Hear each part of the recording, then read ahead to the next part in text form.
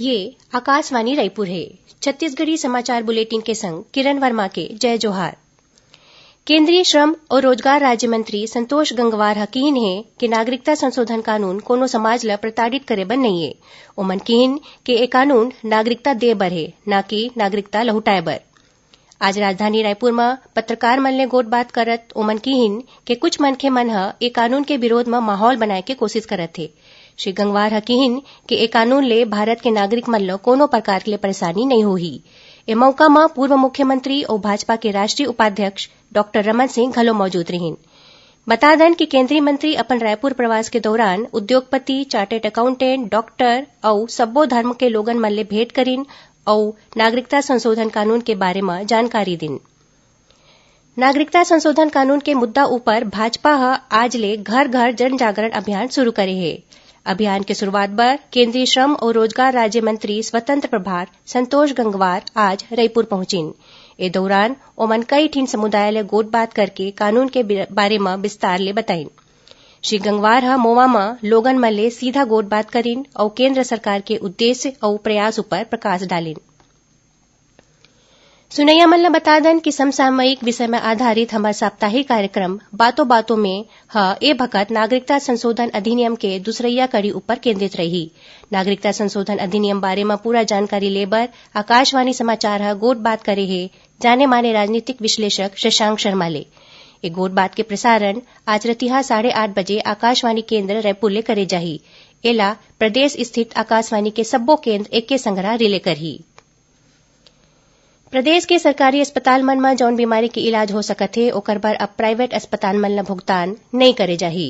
नवा योजना के तहत स्वास्थ्य विभाग दिल और हड्डी के संगे संग करीबन सब्बो गंभीर बीमारी के इलाज सरकारी अस्पताल में निःशुल्क करही। सरकारी अस्पताल मन बर 180 पैकेज मन ला आरक्षित करे गे है। एकर अलावा पूर्व में मुख्यमंत्री बाल हृदय सुरक्षा योजना के माध्यम ले दिल में छेद संबंधी बीमारी एएसडी वीएसडी के इलाज प्राइवेट अनुबंधित अस्पताल मन में कराए जात रहिस। अब ये दोनों बीमारी के इलाज रायपुर मेडिकल कॉलेज, एम्स और नवा रायपुर के सत्य साई अस्पताल में होही। मुख्यमंत्री भूपेश बघेल आज पुलिस मुख्यालय में आईपीएस कॉन्क्लेव के शुभारंभ करीन। ए मौका में ओमन कीन कि माओवादी गतिविधि मन ला रोके खातिर ओमन ला पहुंचैया विस्फोटक सामान और हथियार के सप्लाई में रोक लगाना होही। एकर बर पुलिस ला अपन सूचना तंत्र ला और मजबूत बनाना चाहिए। श्री बघेल कीन कि पुलिस के सबले बड़े पूंजी जनता के विश्वास हवे। ए मौका में गृहमंत्री ताम्रध्वज साहू कीन कि जनता के मन में पुलिस के प्रति सम्मान और अपराधी मन में पुलिस के डर होना चाहिए। गृहमंत्री नशा के व्यापार में सख्ती ले रोक लगाए के निर्देश दिन। राजधानी रायपुर में नवा आधार सेंटर आचार्य सदन न्यू सेल टैक्स कॉलोनी कचना रोड खम्हारडी में आज ले शुरू हो गए है।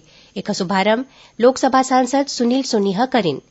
कॉमन सर्विस सेंटर डहाले संचालित ए स्थायी आधार सेवा केंद्र के 4 काउंटर मन में हरेक दिन 200 ले ज्यादा लोगन मन के नवा आधार कार्ड बनाए के संगे संग ओमा सुधार घलो करे जाही। इस सेंटर में महिला मन के काउंटर अलग होही। दक्षिण पूर्व मध्य रेलवे डहार ले स्काउट और गाइड के 19वां अखिल भारतीय रेलवे जम्बोरेट के आयोजन काली 6 जनवरी ले बिलासपुर में करे जाते। 11 जनवरी तक चलैया ए मेगा जम्बोरेट में भारतीय रेलवे के 16 जोनल मुख्यालय के 3000 ले ज्यादा स्काउट और गाइड के लइका मन भाग ली। अब थोड़किन समाचार सार में। मुख्यमंत्री भूपेश बघेल आज रायपुर प्रेस क्लब डहार ले राखे गे 9 वर्ष मिलन समारोह में शामिल होइन। ए मौका में ओमन श्रेष्ठ प्रदेश शीर्षक ले प्रकाशित समाचार पत्र के विमोचन घलो करिन। अतिरिक्त पुलिस महानिदेशक अशोक जुनेजा ला छत्तीसगढ़ आईपीएस एसोसिएशन के नवा अध्यक्ष चुने गए हैं। पाकिस्तान में स्थित धार्मिक स्थल ननकाना साहिब गुरुद्वारा में हुए पथराव की घटना के विरोध में आज प्रदेश भर में सिख समुदाय के लोगन मन विरोध प्रदर्शन करीन और जांजगीर चांपा के पामगढ़ पुलिस 2 जिन आरोपी मन ला 2 क्विंटल गांजा के संग गिरफ्तार करे है। जब्त करे के गांजा की कीमत करीबन 10 लाख रुपया बताए जाते। एक संग छत्तीसगढ़ी समाचार बुलेटिन इहे सिरावत है। जय जोहार।